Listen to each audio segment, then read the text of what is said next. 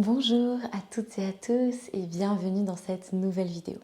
Aujourd'hui je vous retrouve pour une vidéo blabla, une vidéo où je vais en fait vous présenter, vous expliquer un petit peu les différents types de yoga qui existent. Bien entendu, je ne vais pas tous les énumérer, je ne les connais même pas tous. Il y a énormément de choses qui se sont développées avec le temps, j'ai entendu parler même du yoga russe. Il y a plein de choses qui se sont développées. Donc moi, ce que je vais vraiment vous proposer aujourd'hui, c'est vous présenter les types de yoga que moi, je propose, que je propose sur YouTube, que je propose en cours en présentiel, que je propose aussi sur mon studio en ligne Meraki Flow. Et je vais vous présenter un dernier que j'espère pouvoir présenter sur Meraki Flow bientôt. Mais voilà, on va rester focalisé sur 4 grands types de yoga que vous connaissez déjà sûrement. Et on va voir un petit peu qu'est-ce qu'ils sont finalement, quels sont la différence entre ces différents types de yoga. Et encore une fois, ça va être une vidéo assez courte, assez condensée. Il y aurait énormément, bien entendu, à dire sur ces types de yoga. Donc, pour commencer, je vous laisse vous installer confortablement, bien entendu. Si vous avez un petit thé, une tisane, n'hésitez pas à la prendre. Et on va découvrir ça tous ensemble, tranquillement. Donc bien entendu, quand je parle de types de yoga, les différents types de yoga, les différents yogas qui vont exister, je ne parle pas d'appropriation culturelle. Donc ça, c'est un point quand même que j'avais envie qui est important en fait à soulever. Donc l'appropriation culturelle, qu'est-ce que c'est? L'appropriation culturelle, c'est en fait le fait de prendre quelque chose d'une culture et de laisser le reste de côté ou de remanier à sa manière, etc. Un très bon exemple, par exemple, d'appropriation culturelle qu'on a, ça va être le yoga avec les chiots, le puppy yoga, puisqu'on reprend les noms anglais parce que c'est cool. Typiquement, le puppy yoga, qu'est-ce que c'est? C'est 10 minutes d'étirement qu'on appelle du yoga, alors que voilà, ce sont juste en fait des postures qu'on va reprendre du yoga pour s'étirer. On va jouer avec des chiots pendant 40 minutes et ensuite on va faire une relaxation finale. Donc ça, ce n'est pas du yoga. Donc vous le savez si vous avez vu mes vidéos de philosophie du yoga en ligne sur Meraki Flow. L'appropriation culturelle, j'en parlais aussi sur Instagram, c'est un réel problème, c'est même un très très gros problème. Donc on a cette appropriation culturelle du yoga où, et j'en suis un petit peu le cliché aussi, mais on voit voilà, la belle femme blanche, pas que je sois belle, je viens de me rendre compte de ce que je disais, mais je veux dire de la femme blanche, fine, en tenue de yoga très serrée, qui va vous proposer du puppy yoga à 30 € la séance. Il faut savoir aussi que dans le puppy yoga, on a des soucis de maltraitance de chiens. Bien entendu, les chiots ne sont pas sevrés, donc n'ont pas à être sans leur mère. On mélange des portées, on les prive d'eau et de nourriture pour qu'ils évitent de faire pipi sur les tapis. Donc on se retrouve avec des chiots complètement épuisés, qui sont déshydratés, qui n'ont pas eu tout leur vaccin parce que c'est pas possible à cet âge-là. Donc bref, il y a de la maltraitance animale, il y a une appropriation culturelle qui est très grave. Dans le puppy yoga, on voit ça aussi avec le yoga bière, le yoga je ne sais pas quoi. Enfin voilà, il y a plein de choses qui se sont développées qui sont complètement dans l'appropriation du yoga. Et si vous voulez en savoir plus, encore une fois, je vous invite vraiment à regarder les vidéos de philosophie du yoga que j'ai fait sur Meraki Flow. Et donc je vais vous présenter moi 4 types de yoga aujourd'hui. Donc si je regarde vers le bas comme d'habitude, j'ai mon petit carnet pour ne rien oublier. Donc je vais d'abord vous parler du Hatha Yoga. Donc si on reprend les bases, le yoga à la base n'était pratiqué que par des hommes, par des moines en l'occurrence. Et on tenait les postures vraiment au début du yoga. On tenait vraiment les postures entre 3, 5, 10 minutes, à peu de choses près. Et le Hatha Yoga est arrivé. Quand le Hatha Yoga est arrivé, c'est là où en fait le yoga s'est un petit peu diffusé. C'est diffusé en fait au-delà de simplement les monastères. En Inde. Donc c'est le type de yoga qu'on voit ici, de yoga moderne, et qui est le plus pratiqué en Inde d'ailleurs, qui est le plus ancien. Et il est à l'origine de tous les autres ensuite qui vont découler. Donc c'est à peu près au début du XVe siècle qui s'est mis en place hors des monastères. Donc Hatha signifie têtu. Donc pourquoi? Parce qu'en fait dans le yoga, nous avons 8 membres du yoga, les Raja Yoga. Et en fait, ils se font par étapes. Et les 2 premières étapes sont les yamas et les niyamas, qui sont un petit peu des règles qu'on va suivre pour nous, qu'on va suivre en société, etc. Et je les explique encore une fois beaucoup plus dans les vidéos de philosophie. Et donc, c'est pour ça que ça prenait beaucoup de temps et c'est pour ça que c'était vraiment une pratique que seuls les moines faisaient. Parce qu'en fait, c'est une pratique vraiment où on avait besoin d'avoir ces règles de vie pour soi et en société, qui sont des règles qui sont très difficiles à tenir, avant de pouvoir ne serait-ce que pratiquer les asanas, donc nos postures de yoga. Et donc, typiquement, ça veut dire têtu, puisqu'en fait, on voulait passer outre un petit peu ces deux premières règles, entre guillemets, les yamas et les niyamas, pour tout de suite venir aux postures de yoga. Donc c'était le yoga têtu, Hatha Yoga. On aime bien aussi dire que le A dans Hatha, H-A signifie soleil et le Ta signifie lune. Donc on a en fait ce mélange un petit peu d'énergie. Dans le Hatha Yoga, on est vraiment entre l'énergie yin et l'énergie yang, si ça vous parle un petit peu. On stimule en fait les 2 systèmes nerveux, donc le système nerveux sympathique, le système nerveux de l'action, et le système nerveux parasympathique, le système nerveux du repos, de la digestion. Encore une fois, je schématise grossièrement. Donc on commence par des salutations au soleil, qui sont un petit peu différentes que celles que je vous propose en Vinyasa sur YouTube. Et ensuite, on enchaîne sur des asanas. Donc, des asanas à la base ne signifie pas posture, mais comme on l'entend, mais signifie une position stable et confortable du corps et de l'esprit. Et donc, c'est pour ça qu'on les tient un petit peu plus en hatha. Généralement, aujourd'hui, on va les tenir 1 ou 2 minutes en cours généralement. Et elles suivent vraiment un ordre précis. Par exemple, on finit par des inversions en vinyasa, mais on commence par des inversions dans le hatha yoga. Donc voilà, il y a beaucoup de différences là-dessus. Et encore une fois, stimulation des 2 systèmes nerveux, sachant que dans les 2 autres types de yoga, on va plus être focus sur l'un ou l'autre. Ensuite, on va avoir le Vinyasa Yoga. Donc, je ne vous les fais pas dans un ordre quelconque. Je voulais vous présenter le Hatha Yoga parce que voilà, c'est le socle, c'est la base. Le Vinyasa, c'est celui que je propose le plus. Ça a été ma première formation. Donc, le Vinyasa Yoga est né de la tradition de l'Ashtanga Yoga, dont je parlerai juste après. Donc, on reste sur une structure de base de l'Ashtanga. Donc, on va avoir des salutations au soleil A et des salutations au soleil B qui vont venir s'enchaîner. La différence avec l'Hatha, c'est qu'on part du principe que les transitions entre les postures vont faire partir du flow, de la fluidité, tout autant que les postures vont être aussi importantes que les postures. Donc, quand en Hatha, on va plutôt passer d'une posture à une autre posture, à une autre posture, dans le Vinyasa, on va venir créer de manière fluide en fait ce mouvement entre les postures qu'on ne tient pas, généralement plus de 5 souffles. En moyenne. Donc c'est une séance qui va être fluide, qui va être créative en fonction du professeur que vous avez. Il y a autant de Vinyasa Yoga qu'il y a de professeurs, il y a autant de Vinyasa Yoga qu'il y a de cours créés. Voilà, très fluide, très créatif.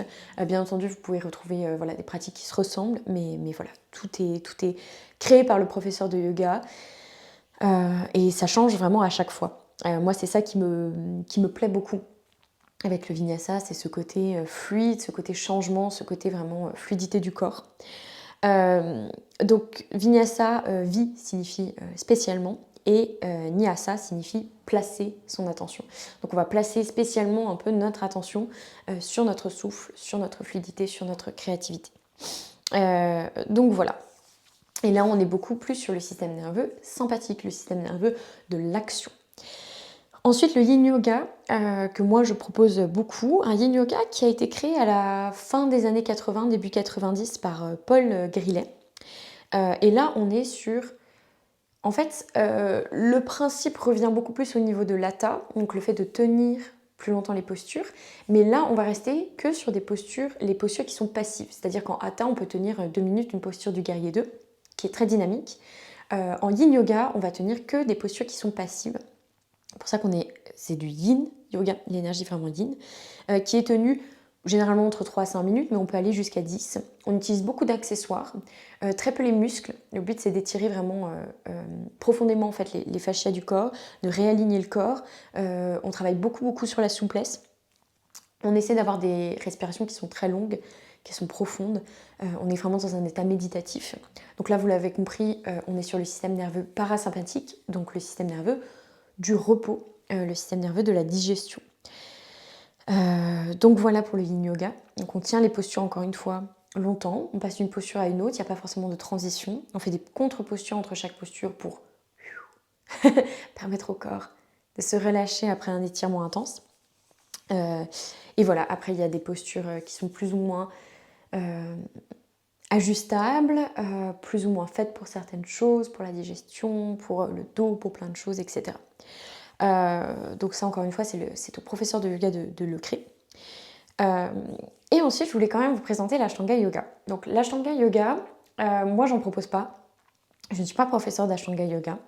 Comme je dis beaucoup tout le temps au niveau du yoga, on peut très bien avoir un cours de yoga et se dire mais j'aime pas du tout, en fait ça me correspond pas du tout, alors qu'en fait il faut tester d'autres professeurs et surtout d'autres types de yoga. Il faut trouver un petit peu son énergie. Moi je sais qu'en tant que femme mon énergie va aussi beaucoup fluctuer en fonction de mon cycle bien entendu, mais aussi de votre morale, de comment vous vous sentez, de ce dont vous avez besoin, de votre vie, de plein de choses. Et donc l'Ashtanga Yoga, moi ça me reflète pas forcément en tant que professeur. Donc c'est pour ça que je ne le propose pas, mais j'ai une professeure normalement qui va intervenir, je l'espère, sur Miraculeux pour vous proposer la première séquence. Donc l'Ashtanga Yoga a été fait par Pattabhi Joy. Faut savoir qu'il y a eu pas mal de soucis avec quand il a ouvert l'Ashtanga Yoga un petit peu en anglais, puisque Pattabhi Joy ne parlait pas anglais. Et du coup, il y a eu beaucoup de confusion par rapport, par exemple, à Ujjayi, la respiration, pardon, Ujjayi, je l'avais en anglais, la respiration Ujjayi, ce genre de choses où voilà, c'était un petit peu compliqué.